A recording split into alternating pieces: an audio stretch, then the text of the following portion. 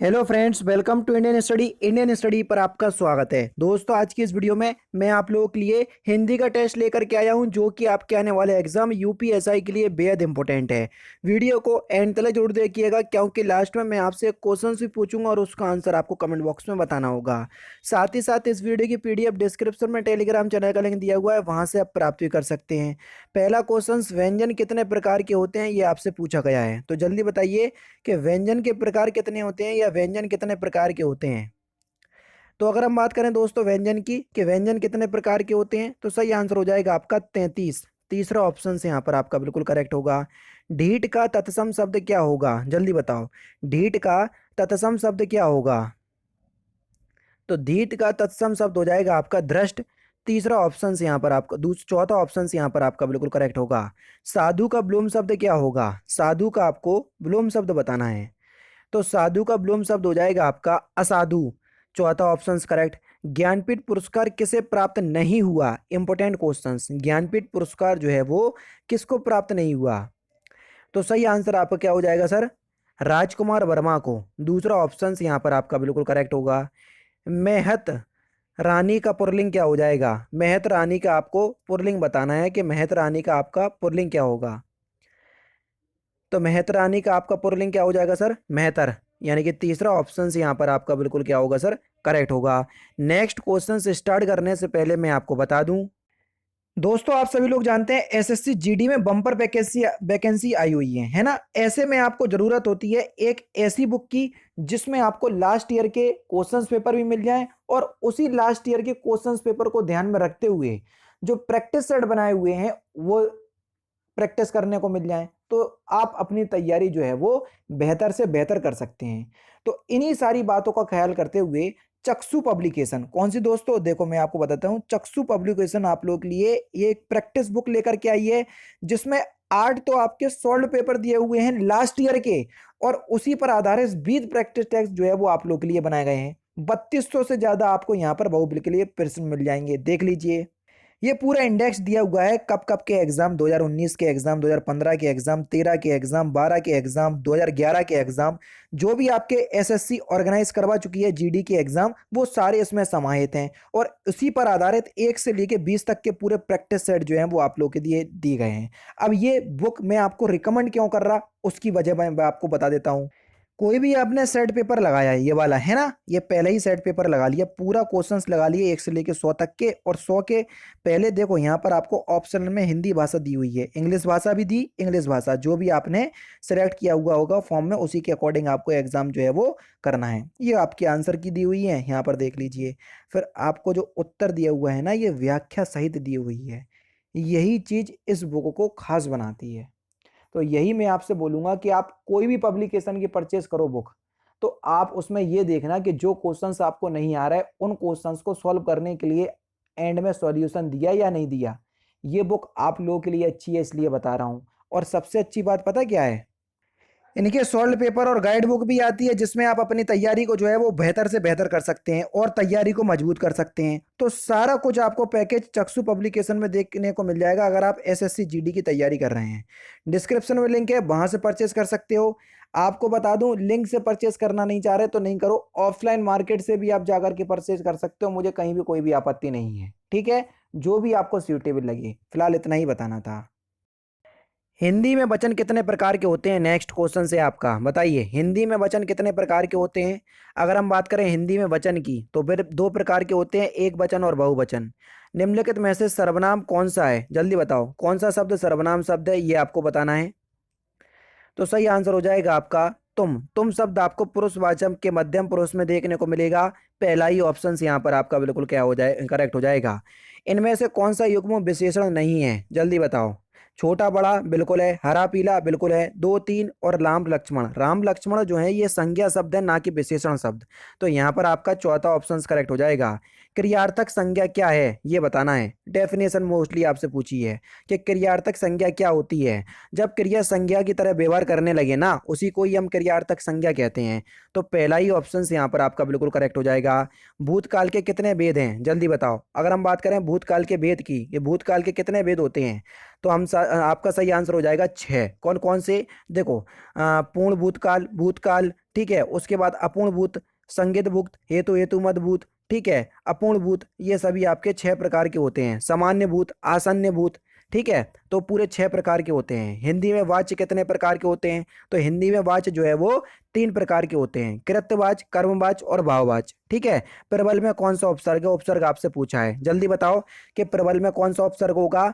तो आपका जो सही आंसर हो जाएगा वह क्या हो जाएगा सर? प्रा उपसर्ग होगा। यहाँ पर दूसरा ऑप्शन आपका बिल्कुल करेक्ट होगा। झगड़ालू में कौन सा प्रत्यय है? प्रत्यय किसी भी शब्द के पीछे लगाए जाते हैं जबकि उपसर्ग आगे लगाए जाते हैं। तो झगड़ालू में कौन सा प्रत्यय है? तो सही आंसर हो जाएगा आपका आलू प्रत्यय, दूसरा ऑप्शन करेक्ट। अन्वेषण का संधि विच्छेद क्या है? जल्दी बताइए, अन्वेषण का संधि विच्छेद क्या है? तो आपका सही आंसर क्या हो जाएगा सर? अनु प्लस एषण, तीसरा ऑप्शन यहाँ पर आपका बिल्कुल क्या होगा सर? करेक्ट होगा। लोकप्रिय शब्द में कौन सा समास है? जल्दी बताइए, लोकप्रिय शब्द में कौन सा समास है? तो आपका सही आंसर हो जाएगा सर तत्पुरुष समास, पहला ही ऑप्शन यहाँ पर आपका बिल्कुल करेक्ट हो जाएगा। विराम का सही अर्थ क्या है? जल्दी बताइए, विराम का सही अर्थ क्या है? विराम का सही अर्थ हो जाएगा आपका विश्राम या आराम, दूसरा ऑप्शन यहाँ पर आपका बिल्कुल करेक्ट होगा। घुटने टेकना इस मुहावरे का सही अर्थ क्या है? घुटने टेकना इस मुहावरे का सही अर्थ क्या है? Important questions. तो घुटने टेकना इस मुहावरे का सही अर्थ हो जाएगा हार मान लेना, तीसरा ऑप्शन यहाँ पर आपका बिल्कुल क्या होगा सर? करेक्ट होगा। नेक्स्ट क्वेश्चन, चरण कमल बंधु हरिराई में किस अलंकार का प्रयोग हुआ है? जल्दी बताइए, चरण कमल बंधु हरिराई में किस अलंकार का प्रयोग हुआ है? तो आपका सही आंसर हो जाएगा रूपक अलंकार, पहला ही ऑप्शन यहाँ पर आपका बिल्कुल क्या होगा सर? करेक्ट होगा। बाण भट्ट की आत्मकथा के लेखक कौन है? बाण भट्ट की आत्मकथा के लेखक कौन है? तो सही आंसर हो जाएगा सर आपका हजारी प्रसाद द्विवेदी, पहला ही ऑप्शन यहाँ पर आपका बिल्कुल क्या हो रहा है सर? करेक्ट हो जाएगा। नेक्स्ट क्वेश्चन, वह कवि जो तत्काल कविता करे वाक्यांशों के लिए एक शब्द क्या होगा? वह कवि जो तत्काल कविता करे तो वाक्यांशों के लिए एक शब्द क्या होगा? तो उसको बोलेंगे हम आंसू कवि, तीसरा ऑप्शन करेक्ट। नेक्स्ट क्वेश्चन से आपका स्वयं सर का पर्यायवाची क्या होगा? स्वयं सर का पर्यायवाची क्या होगा? जल्दी बताइए, स्वंत सर का पर्यायवाची क्या होगा? हो सकता है कि मैंने प्रोनाउंसिएशन थोड़ा गलत किया हो। तो सही आंसर हो जाएगा आपका वर्ष, पहला ही ऑप्शन करेक्ट। कपिल का एक अर्थ कौन सा नहीं है? जो कपिल का अर्थ नहीं है वही आपको बताना है, जल्दी बताओ कपिल का कौन सा अर्थ नहीं है?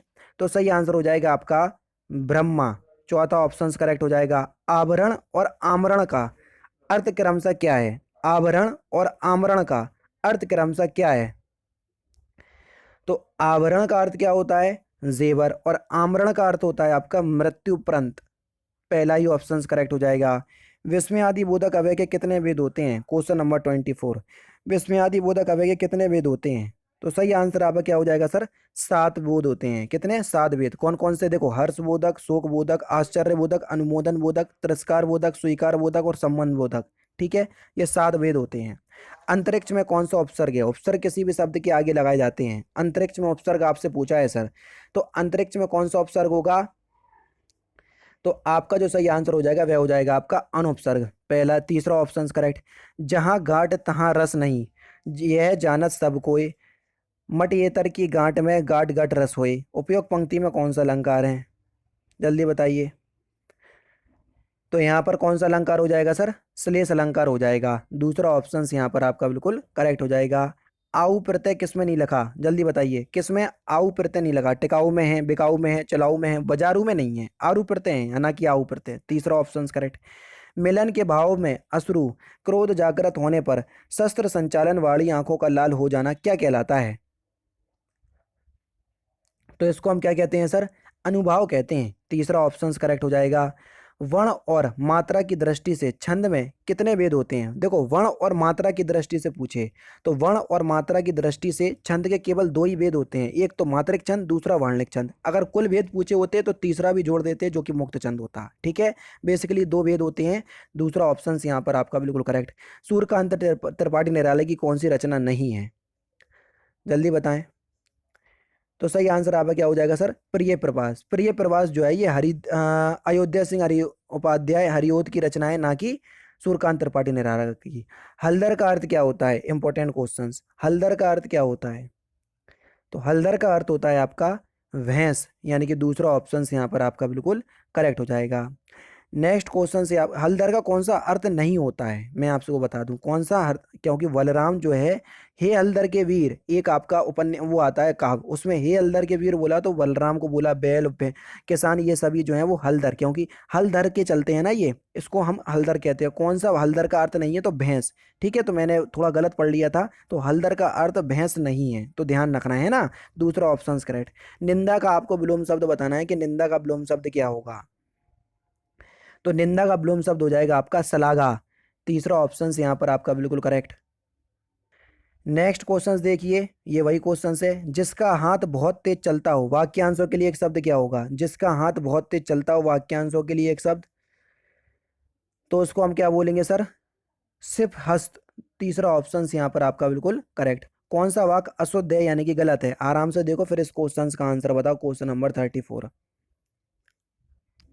तो सही आंसर हो जाएगा आपका शुद्ध गाय का दूध। शुद्ध गाय का शुद्ध दूध होता है, तो शुद्ध गाय का दूध लिखा है, तीसरा ऑप्शन यही गलत हो जाएगा।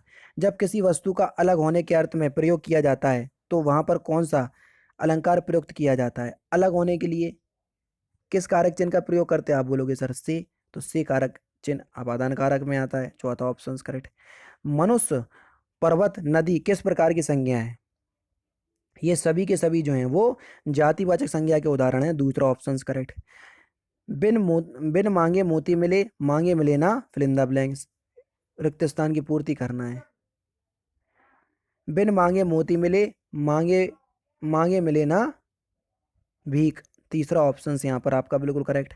नेक्स्ट क्वेश्चन से आपका कि काशी नागरी प्रचारिणी सभा की स्थापना कब की गई, तो ये 1893 में की गई थी, पहला ऑप्शन करेक्ट। आत्मकथा होती है, आत्मकथा क्या होती है, आत्मकथा जो है वो अपनी जीवनी होती है, पहला ऑप्शन करेक्ट। और लास्ट क्वेश्चन द्विवेदी युग के कौन से कवि नहीं है, तो इस क्वेश्चन का आंसर आपको कमेंट बॉक्स में बताना होगा। तो दोस्तों ये थे 40 हिंदी के इंपॉर्टेंट क्वेश्चंस जो कि मैंने आज के इस वीडियो में आपको कंप्लीट करवा दिए। वीडियो अगर आपको अच्छी लगी हो तो प्लीज़ दोस्तों वीडियो को लाइक और शेयर जरूर कर दीजिएगा। तो दोस्तों फिलहाल की वीडियो में तो सिर्फ इतना ही। अगर आपको वीडियो पसंद आए तो प्लीज़ दोस्तों वीडियो को लाइक कीजिए, शेयर कीजिए और साथ ही साथ हमारे चैनल को सब्सक्राइब करना ना भूलें, क्योंकि मैं रोजाना इसी तरह के वीडियोस आप लोग के लिए लाता रहता हूँ। नमस्कार दोस्तों, जय हिंद, जय भारत।